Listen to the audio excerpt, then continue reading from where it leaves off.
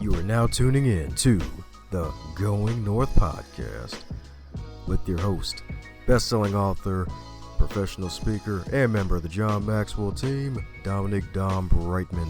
And every Monday and Thursday, we're going to hear the voice of a different author sharing their gifts, stories, and expertise to help you charge forward in life. Now let's get on with the show.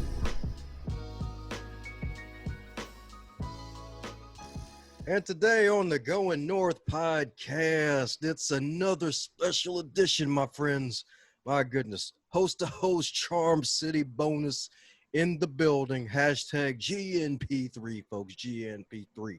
Going North podcast, third year anniversary, bringing you to fire with guests who are full of fire. My goodness, this guest right here, we got a heck of a powerhouse for you today. Born in Baltimore, Maryland, into a family that struggled with poverty for generations. And despite his humble beginnings, this guy right here, he rose above his circumstance to become the first student to ever earn a D1 scholarship in the history of Chesapeake High School, Baltimore County. And that led him to being the first male in his family to graduate from college when he earned his Bachelor's of Business from Bryant University. And it doesn't even stop there, folks. He's also a professional speaker with a passion for empowering the youth and young adults to shed their self-limiting beliefs and pursue the life that they're passionate about living. So let's give it up for this guy right here who's a husband and a father. Let's give it up for my man, Mr. E.T. himself, Eddie Thomason, baby. I feel like we gotta give him the crowd noise now, right? Yeah, man. Feel like I was just being introduced into a game, bro. That was amazing.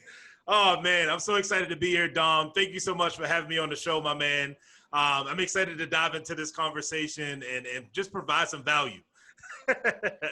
That's what I'm talking about, man. That's what I'm talking about. Fellow podcast host, fellow Charm City raised man himself, making all sorts of waves and don't even need a surfboard to do it. Nope, just give me a boogie board. I just need a boogie board.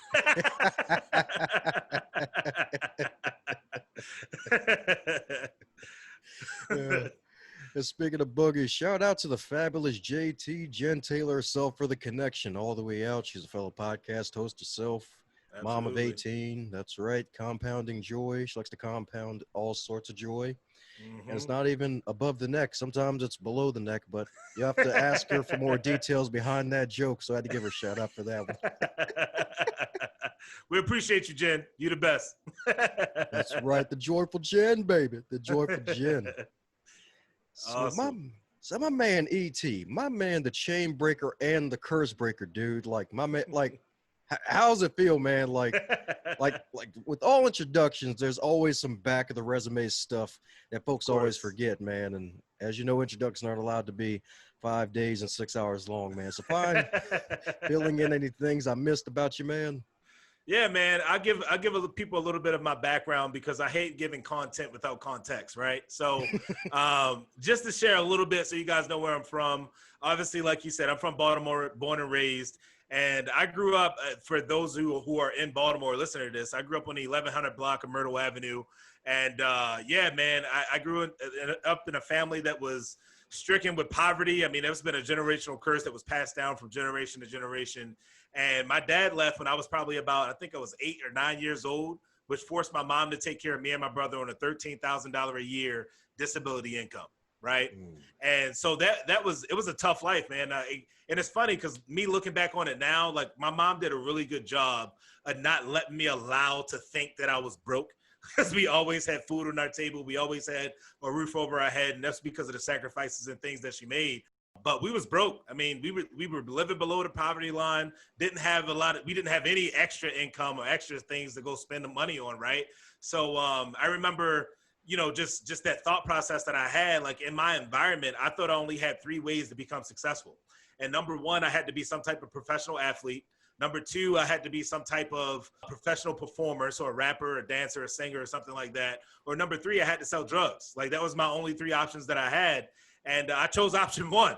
I was like, man, I'm gonna go to the league. I'm gonna play in the NFL. I started getting this love and this passion for playing a game of football. And I looked at it as my exit ticket, man. That's really what it came down to.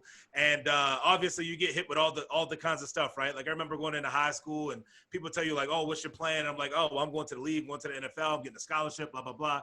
And you get hit with so much flack, right? You get hit with the people that tell you, oh, it's never been done before at this high school. It's a pipe dream. I even had a teacher tell me, Dom, he said, you know, you got a better chance of going to jail or dying before you ever accomplish that goal, right? Which, honestly, he wasn't lying, right? It's truth. Statistically speaking, that's very true. However, you don't say that to a kid and just kind of crap on his goals, right? Exactly. So I was just one of those kids. I was like, you know what? It doesn't matter what you think about me. What I believe about me and what I can accomplish is so much more important. So I just looked at it as I got to go prove them wrong. And it led to what you already talked about in the beginning. Became the first student in Chesapeake High School's history to earn a D1 scholarship. And then moving on from there, being the first male in my family to earn a degree. And my whole mindset, I know we're going to dive a little bit more into it this episode, is becoming a curse breaker, right? It doesn't matter the situations that you were born in. It doesn't matter the family that you were born into. You can go and create success if you're willing to do the work. You're not limited based to the ceiling that your parents have made. You have to look at that as a floor. Like whatever they accomplish, you have to accomplish by default and then increase that ceiling for your kids and the next generation to come. So my entire thing is like, okay, whatever my parents did not overcome, I have to overcome for my kids so that they don't have to overcome it for themselves. So I can teach them the right way. And I'm so excited about that. I'm glad that, you know, the good man upstairs gave me that purpose, gave me that vision to say, hey, bro, go back and share that message with other people because I've been having a blast doing it. It's just so cool to see the light bulbs go off in so many other kids' minds when they hear my story and they be like, dang, man, well, he created success. What's my excuse? Amen to that, dude. And such a powerful story, man, because that's like, and statistically, yeah, for the folks in the chocolate community, yeah, they may be statistically correct, but Right. it's not reality because especially nowadays where you have the tools to really break that chain and better yet, break that curse like you're doing, man, and Right. helping folks realize, especially the youth, realize that success is tangible. And Yes. and you're not even 30 yet. So we're both millennials here making the magic happen, which I love, Exactly. man. Yes, indeed. So what do you think led to that mindset? Because you said something really powerful that I really love, in the fact that someone else's ceiling that they put over your head is really the floor in your mind. Like, Mm-hmm. what helped you to really create that mindset for yourself and to really stick with it? Absolutely, man. Well, here's the first thing. I love to give credit where it's due. I initially heard that statement at a leadership conference that me and my wife went to last year in September. And Mm, it's this couple that stood on stage and they both came from kind of a rough background. And they talked about that, man. They talked about the ceiling that they've now created, the success that they've created inside of their life now became the floor that their kids can start pursuing their goals from. And once I heard that, I was like, oh man, that is fire. Like I'm adopted that into my repertoire. But I would say the mindset, like the core belief of it came from, you know, just growing up, man, like being around some entrepreneurs. Like obviously I told you some of the negative people that was inside of my life, but I also had a really good support system. Some people that was really took an interest in me and wanted me to go be successful. And one of them was a guy that I worked for since I was 9 years old. I sold hats and t-shirts at the Orioles and Ravens Stadium for an entrepreneur, right? Like this dude still to this day, I think he had like, I don't know if he had like 5 or 6 businesses or something like that, but he had a bunch of businesses. He worked down at the stadium. He had a candy truck. He was a cab driver. Like he had so many different options and things like that. But I started learning from him, like, man, I don't want to be working for somebody else the rest of my life. I got to figure out how to start creating wealth, right? And then later on in life, I got connected to a mentor who basically taught me about like the idea of ownership. He told me like, Eddie, you know, you can't create wealth by working for wealthy people. You have to mm. own something of your own, right? So I started having, you know, that compounded off of the entrepreneur that I met when I was just a kid. I was like, dang, man, what am I doing just chasing this corporate ladder and just kind of working this rat race? I got to figure out something that I can do now that I can give to my kids forever. You see what I'm saying? So that's kind of where the mindset came from. That's where the thought process started to really get solidified of like, okay, what are you going to do that you can provide a value to other people that you won't get burnt out doing? Like you can continue to give and continue to just let that energy flow out of you and share what you know. And that became just, hey, bro, go help youth. Go help kids that were like you that need to hear a success story to get them from where they are to where they want to be. Amen to that, man. Melanin pride, baby. And it's so darn true, man. Like, it's so Yes. darn true. Like, and I'm glad that you're doing that. And it's really great that you had that experience as a young person and still young.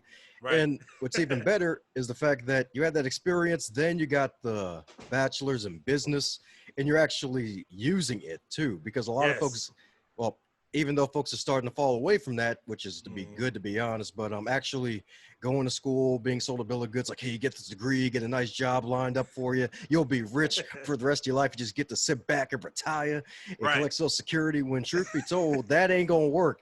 And not, Absolutely not. Absolutely not. gonna work, man. Nope. I tell people all the time, Dom, I'm glad that you brought this up, man, because that's what we're taught, right? Go to school, get good grades, go to college, get a good job, work till you die. Like, that is everybody's stereotypical way of being successful, right? And it came from this generation, right? Like, and it's not necessarily, I think it just came from a generation of people that, you know, say my mom and then, like, you know, your parents and things like that. Like, they grew up in this time where they were told education was the key to more money, right? Like, if you got a bachelor's degree, then you automatically was paid more money. Or if you had a master's degree, then inside of a corporation, you can, you know, go higher up the ranks and go up these different things. Whereas though today, freaking bachelor's degree is like toilet paper, bro. It's everywhere. You know what I'm saying? Like, everybody has a bachelor's degree at this point. So it doesn't matter that you bring a piece of paper to the table. What really matters is the thought process behind entrepreneurship. Like, what kind of service are you providing that you can go and sell on your own, right?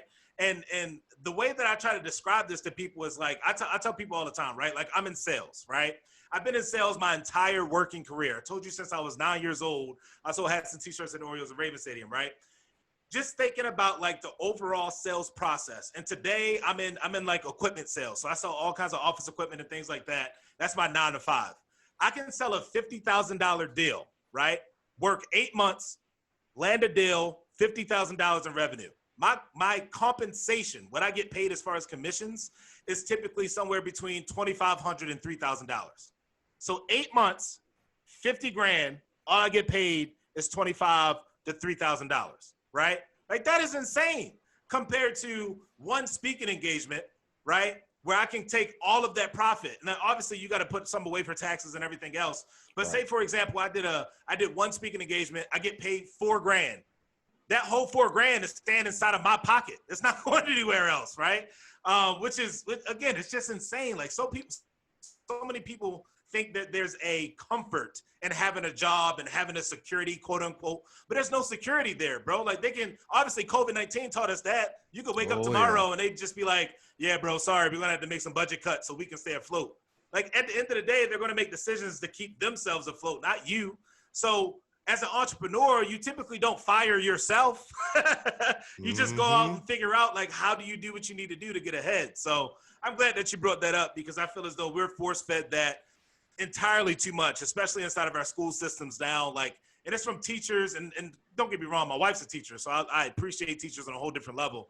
But a piece of paper is a piece of paper. You can't just have a teacher tell you, like, oh, go get good grades, go to college, blah, blah, blah. Like, that's not the way to be successful anymore, man. Like, that's not your best route. It's not for everybody. You don't need to have a degree for each individual profession or career that you start to go into. You can start to find different people who have maybe had success in other areas, so that you can start following in their footsteps and you get actual experience instead of, you know, lessons inside of a classroom. It's a complete difference between lessons and experience, right? So, yeah, man, I know that was a quick rant, but hopefully that helps somebody. Hey, and usually the rants is where the gold is, because you said something very important, man, about how COVID-19 taught everybody a lesson, how companies care about themselves. And self-care is so big nowadays that companies believe in self-care and self-preservation. And they may not have you in that self-care plan. So you have to have your own self-care plan in something else besides your not regular 9 to 5, man. So so powerful, dude. Better get a side hustle, bro. Better get a side hustle, because at any point in time, you can be dependent on that side hustle to provide your main way of living, your main lifestyle. So if you got, people talk about putting their eggs in one basket. If all your money is being generated from an employer, you need to figure out how to be some type of entrepreneur and start paying yourself. Because if not, that employer ain't gonna be there forever to take care of you, bro. It ain't the time of pensions no more. Like, we don't get pensions. And if you're our age, you 20 years old or younger, don't depend on Social Security to be there by the time you 65, 70 years. I think it's 72 is our retirement age at this point. So yeah, you don't want to be waiting that long and depending on the government to bail you out. You can say that again. That's if it still exists by the time we get to that point too. Exactly. They'll be like, yeah, so we got these centenarians here, these folks 100 plus years old. So you have to be 105 to collect Social Security. You're like, wait a second. like, wait a second. Oh my gosh. It's so true, man. It's so bad. But I don't know if most people know that, but that's where Social Security was created. Like, the retirement age was 65 because the average life expectancy, I believe, was 70 or something at the time when they created the program. So like, they created it with the anticipation that people were going to die just a couple years later. But people are collecting Social Security in their hundreds, like you just said. So it's like, bro, that money ran out years ago, decades ago. So yeah. I know that's a side rant, but if anybody ain't know that, you just learned something new today. Because it's so darn true, man. It's like you think, it's like, oh yeah, it'll be there. Like, no, heck, even the government's probably thinking, like, hey, wait a second here. Why are y'all still alive? Exactly. Why y'all still above ground? It's like we know plans fail at first contact, but this wasn't the contact we were hoping for here. Right? Oh my gosh, it's so true, man. It's so true. Yeah, wow, man. Well, speaking of plans, you got this awesome book that was released a few months ago called Unlock Yourself, man. So what led to that title, man? Man, that's a great question. So the Unlock Yourself piece, the main title, is because of a formula that I created, right? So the Unlock You formula that's inside the book, it actually is a step-by-step process of how to, one, establish like this vision that you have for your life, and then go through each individual habit that you're going to have to establish in order to get to that goal. So that's the process of like the top piece. And I just think like, you're the only person that's in the way of you, right? So the quicker you figure out how to get out of your own way, or quote unquote unlock yourself, then the quicker that you're going to get to your goals and realize your own potential and what you actually have to offer, right? Your value and whose you are. So I think that's a piece of it. And then the subheading of it, the piece behind how to earn the success you were born to create. I just have this core belief, man. And just like you're a faith guy. I think we're all born with the seeds of greatness already inside of us. I think it's just up to each of us individually to plant those seeds in an environment that will allow us to grow. So that entire thought process behind that, man, is like, I want to help people understand, like, you are already created for greatness, right? Like, the good book told us that we are more than conquerors, than conquerors. So that means the battle ends with us winning. So why are we being so afraid to take risk or to go do something that's uncomfortable? Like you're going to win no matter what. So just go out there and play the game, right? Like, go out there and figure it out what you want to do, because in the end you will win. Obviously it's not going to look great. It's not just going to fall into your lap. It's not just going to hit you in the head like Vonage from years ago. However, it's the battle ends with you winning, right? I like to describe it because I told you I'm a big football guy, right? And everybody knows that at this point. I look at it as like, if you went into the locker room and say that you were down at halftime, right? You were down 28 points at halftime, but you just knew in your mind, like, it's all good. Like, we're going to go back in the second half and we're going to score 35 and ain't going to score no more. Boom, you win. You know what I'm saying? Like, that's the end of the game. You know that you're going to win at the end. So therefore, don't have this scaredness, right? This fear of going out and trying something different, or going out and trying to recreate yourself or do something that's different from what everybody else is doing, because the battle ends with you winning, man. You're more than a conqueror. So that's where that subtitle comes from. And that's what I want people to realize when they pick up that book, bro. It's like, in the end, you win. Okay. It doesn't matter where you started. It doesn't matter the past that you have, all that matters is where you're going. And if you pick up that book and you start reading the words, that's what you're going to feel is that underlying theme is, bro, I'm a winner. And therefore, I'm going to have to go win. My actions is going to allow me to dictate my own future. Amen to that, dude. My man's a powerhouse, bringing the fire, baby. Might have to bring out the James Brown preacher robe soon with this one. Wow, wow. Here we go. Yes, indeed. Yes, indeed. And you dropped something so powerful. How you mentioned how we're more than conquerors. It's like I've heard that so many times, but it just hit me just now. It's like more than conquerors. It's not like you're just conquering something. You're more than a conqueror. So it's like if you're gonna go in there and you're gonna win anyway, you might as well win big, bigger than ever. So, my goodness. Takes the same amount of energy to dream small than it does to dream big, right? So why are we wasting our dreams on these small little petty things? Like, oh man, I just wanna make it to the next paycheck. Like, come on, bro. Our God is so much bigger than that. Like we're blessed according to the riches and glory in Jesus Christ, not just be based off of what we believe we can achieve in our own head, right? So we need to start lifting that ceiling, that lid that's on our head. Like, oh, we're only meant for this amount, right? Like, no, man, he came so that we may have life and we may have it more abundantly, not scarcely, abundantly, right? We're supposed to have so much more than we allow ourselves to have. And the quicker that you get that inside of your mind, and then you understand the laws of sowing and reaping and giving and giving and giving. Listen, bro, that overflow is coming. That harvest is coming.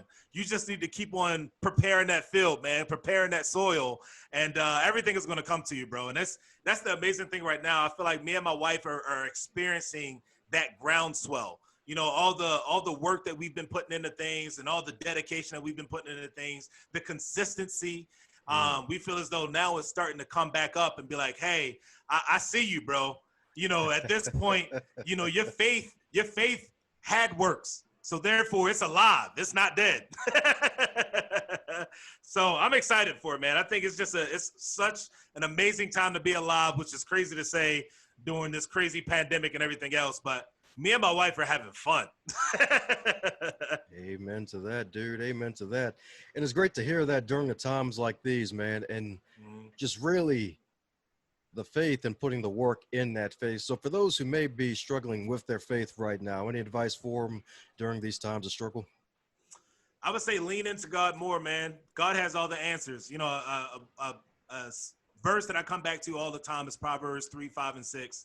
Where it says, lean not on your own understanding, but trust in the Lord with all your heart, and he will direct your path, right? And it's so true, because there's so many things in my life that I feel as though I have planned out in my head, and I think I know the route that it's going to take and everything else.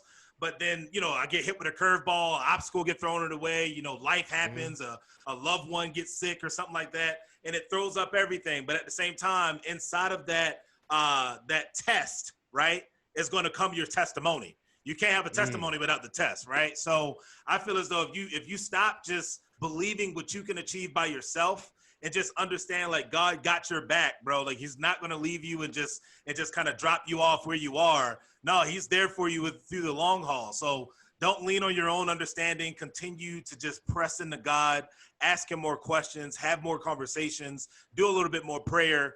And just continue to build that faith muscle, man, because that's all it is a muscle. And just like, you know, working out your biceps and everything else, you got to keep working it out, right? You got to keep on doing repetitions and believe in God for more. So that's my biggest advice for them, because that's something I continue to stand on, that truth and that promise. That's right. As they say, stand on it. That's right. Got to stand on it. Amen. Absolutely. Yes, indeed. Got to thank Jen Taylor again for this, because I'm loving this. My goodness. My goodness. We got ET in the building, baby. And this one ain't going home at all, baby. He's going to be here for a while, baby, dropping this heat, baby. Amen. Here we go, bro. I'm excited about it.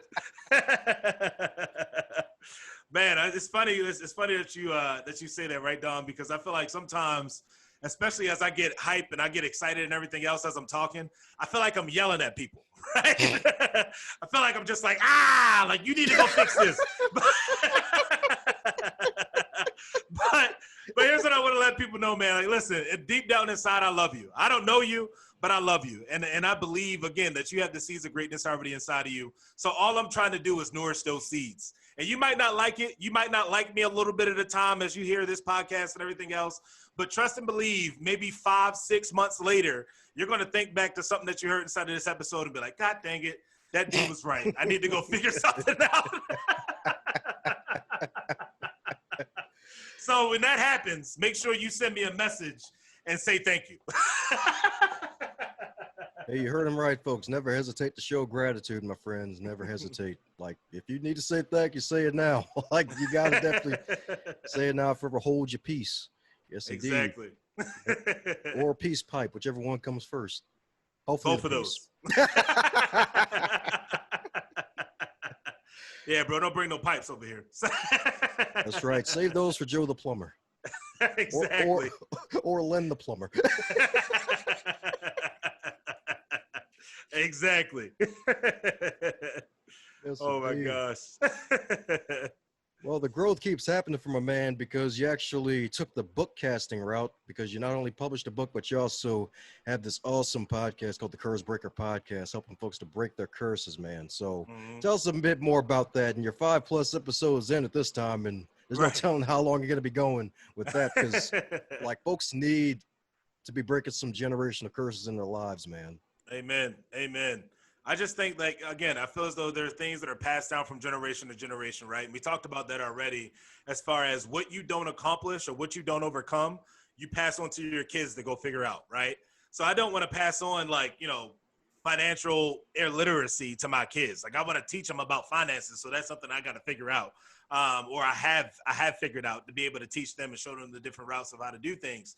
So the whole Curse Breaker podcast is all about that. It's for the first season, which is the season that we're in right now. I basically do a deep dive training on each individual chapter of the book. So I go through each piece of the Unlock You formula, and I'm basically, you know, talking it out long form, how you would get coaching from me if you were my client and we were sitting there and it was a coach and mentor type of conversation, right? And then everything past that is pretty much going to be conversations with other curse breakers, which I'm so excited about because I already started recording those episodes Nice. with different curse breakers and people have overcome different things.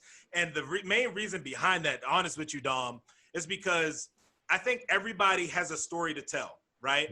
And the things that other people have overcome are not the same things that I've overcome. So I feel as though if I just take every single episode and I talk about the curses that I broke, then I'm only talking to one group of audience, one group of people. However, if I bring on different people who have overcome different things, like, you know, I had a guy on, his name is Allah Rule Clark, and he actually lives up here in Binghamton where I live at now too. But he broke different curses than me, right? Like, I thought we were so similar. However, you know, the dude broke different curses from like a foster system type of child, right? So he has all these different things that he's broken, and now he's a motivational speaker as well as an author and a podcast host himself. So he talks about some of those different things.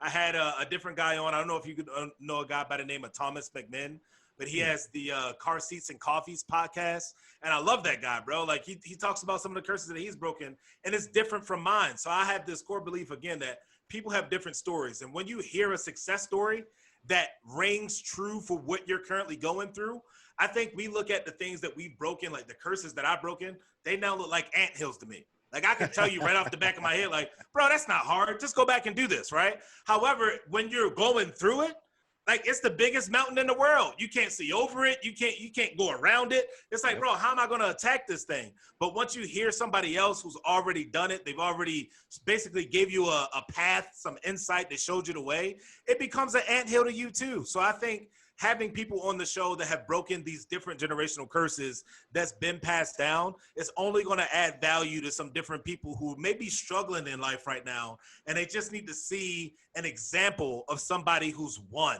right? So they can give them the same belief in themselves that they can go win too. So that's what I'm excited about. Again, we talked about this pre-recording, but I'm all about serving people, right? So I think the more that I can have other people on sharing their stories about curses that they've broken, it's only going to serve so many other people so they can get out of their own way and go pursue that life that they actually want to live. Woo! That's what I'm talking about, baby.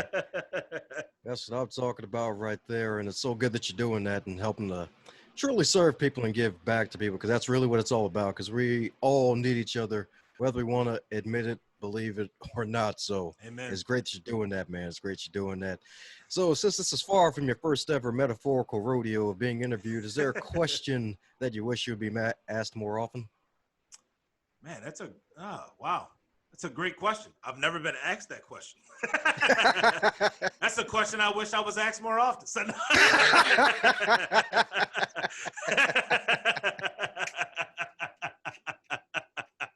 oh man, no, that's good. That I wouldn't say nah, man. I feel like I think one thing that I've been blessed with being on so many different shows at this point is the show hosts. Like the show hosts in every episode I've been on so far, they're so selfless, right? Like they're not taking the time to promote their own things, to promote their own things they got going on. They just kind of like open it up and say like, hey, bro, whatever you got on your heart, go ahead and share and just let it pour out, which has been phenomenal, right? Like I would have always thought like somebody was going to try to take their own little spins and kind of put it in there and things like that. But it's been phenomenal, man. I think God has blessed me to be guesting on a lot of different amazing shows with amazing people who have servant hearts. So I wouldn't say no, man. I don't have any questions that you should have asked or anything else. I've been having fun with this conversation too, although I've been doing most of the talking, so I don't really know if it's really a conversation. I don't know if it's more of a monologue. It's an interview. That's what it is. Bang. Yeah. Yeah, that's usually what's in the description. Right. No, man, but it's like I said, it's been a lot of fun. I don't think, like I said, it's the questions itself. I just love to hear what other people talk about. I think you also do an amazing job of taking just the statements that was already talked about and formulating your own questions. So it just makes the conversation so much smoother compared to, I've been on some shows where like they just kind of have a pre-script. And when there's dead air, they just kind of like, oh, okay, well, let's answer this question. They just kind of like roll into this next statement, but it's completely, a different angle from what the heck we were just talking about. So kudos to you, Dom, for being a veteran in this, having over 300 plus episodes and knowing how to do your thing. Hey, I appreciate you, man. Appreciate you. Name of the game is learn and get better and not butter. Amen. Amen. Better and not butter. I'm gonna say that. I'm gonna steal that term.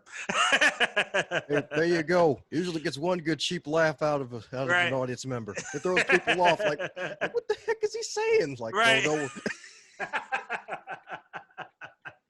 And the folks that know me, they just shake their heads like, oh, Dom's at it again. Right. Like, as long as he doesn't bust out the tree joke, we're good. Oh my gosh. See, now you got to tell the tree joke. I don't know what the tree joke is. Yeah, man, it was crazy, man. I was like in the forest, the rest of the trees, and it was 420, man. And the law of the forest is that we act like humans until humans show up. And we're having this great big old party, man. It was crazy. I was in my break dance doing a spin, and then some potheads showed up. It was crazy, man. And then out of nowhere, the law of the forest came in. It's like, so humans showed up, and I'm like, oh crap, I'm on the ground now. Darn it. And the pothead's like, hey, bro, like, yo, we need to see these UFOs, man. Like, to keep saying these UFOs are out here. Yo, how can we see them? Yo, man, there's this bush down here that ain't named George, man. Let's you know what? Let's grab him and roll him up. And it was game over, man. They rolled me up and they smoked me for all of my knowledge, man. It was crazy. Wow. And that's how I woke up as a black guy. Oh my.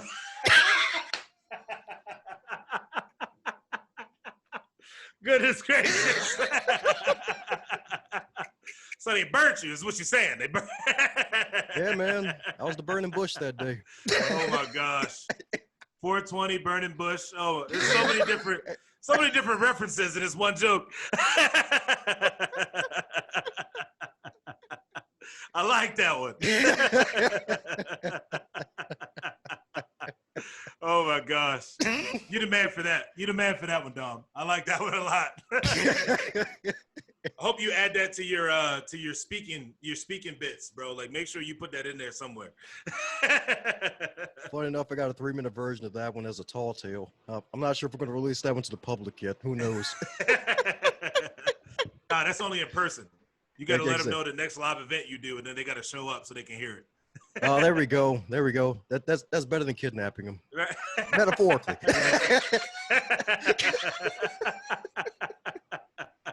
Exactly. Wow. Yeah, man. So coming down to the magical question that every guest gets to receive, and in your case, going to make it extra special, man. So if you were to wake up tomorrow and you were 21 again, but this time in 2020, with all of your knowledge and experience and no pandemic, what advice would you give to yourself? 21 again. Okay, 21 years old. I was going into my senior year in college. And at that point in time, I was pretty focused on getting a job. So what I would tell myself is, although you may be looking for a job to supplement some income in the meantime, start thinking right now what business that you actually want to run. Like I would have definitely, even though I went to school for entrepreneurship, I had this inside belief that I was going to go and be a entrepreneur inside of a larger company before I went and did my own thing. And I ended up not being an entrepreneur, but I became a sales rep, which is the closest thing you can be to being an entrepreneur, because you own your own, basically your own book of business. Like, you got to go figure it out on your own, right? And but I would definitely start figuring out way back then, like, all right, bro, you don't get paid enough for the work that you do, like everything that actually goes into actually landing a sale. So go figure out like what you can sell on your own. Go figure out right now, like stop putting your eggs in this basket of following this stereotypical way of being successful, right? And just go work at it, bro. Like, don't take other people's advice and say like, oh yeah, that's a good one right there. Actually, that led me to this thought right here. Don't take advice from people who have no experience in the arena that you're trying to operate in. Because when I was 21, I had ideas of being like, you know, some type of entrepreneur, wanting to do something different. However, I allowed other people who were employees to talk me out of these ideas, because it was just like, oh man, no, just be safe, go get your job, go do these different things, blah, blah, blah, blah, blah, right? But if I knew what I know now at 21 years old, I am 99.99999% sure that I'd have been a millionaire by this point. You see what I'm saying? And not because it's just because of compounded time, because that's all success is, right? It's just compounded positive actions done over time, right? That's all success is. So I think if I got a head start at 21 instead of starting at 26, then I'd have been so much further along, because that would have been 5 extra years of compounded positive decisions. So yeah, I think that's definitely the thing. Stop listening to advice from people who are not in your arena, right? Go start asking questions to people, if you got an idea, to people who've already created success with that idea, so that they can give you true advice and not just their opinions. Woo, my man. Jewel after jewel, baby. That's what I'm talking about. Folks got a tennis bracelet of jewels after this episode. My goodness. My goodness. Make sure you get your bands up, little man. Get your bands up. That's right. Them dollars to make you holler. That's right. And it won't just be a church either.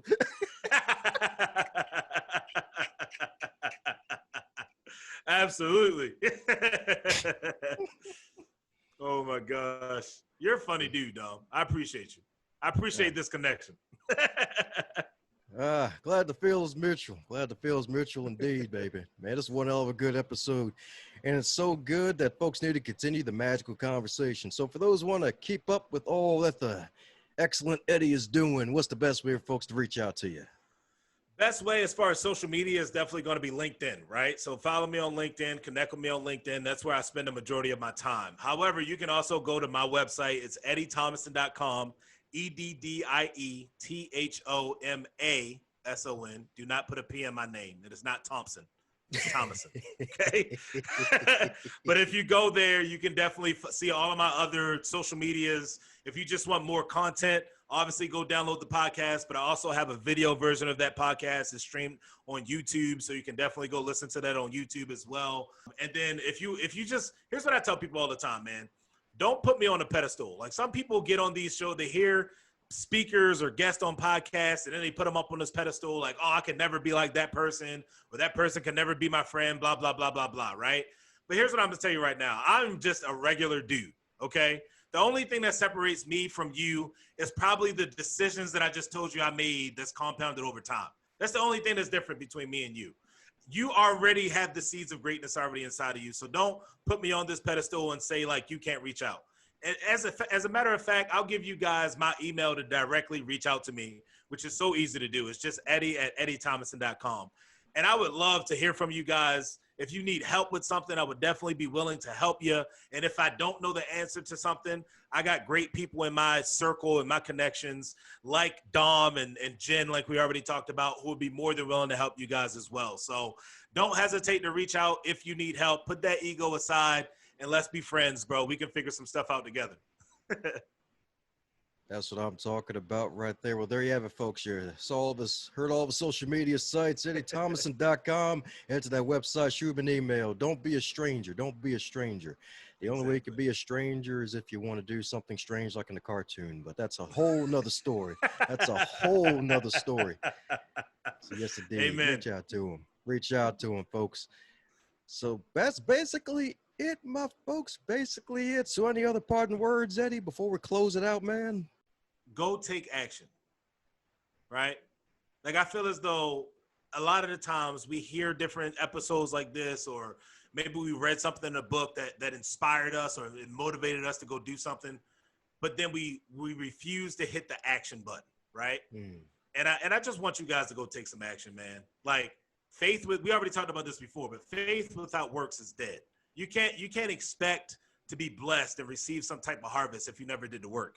Like, just think of a farmer. If he went outside and was like, dang, bro, where my crops at? But he ain't never plant no seeds. Then, come on now. Like, you're insane, bro. Like, it's something definitely wrong with you. So you need to go out and take some action, and preferably now, like immediate, massive action. Go do some stuff right now that's going to move your life, move the needle forward. That's going to put you in a position in life where you actually want to be. Because without that action, bro, you're just going to become one of those people with thoughts in their head and you're going to die, right? I call it RIP. Instead of rest in peace, you rest in potential.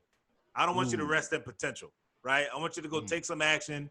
Go live the life that you want to live. It's never too late. It's never too soon. Go figure it out. You're a winner. You're more than a conqueror. You're going to win the battle anyway.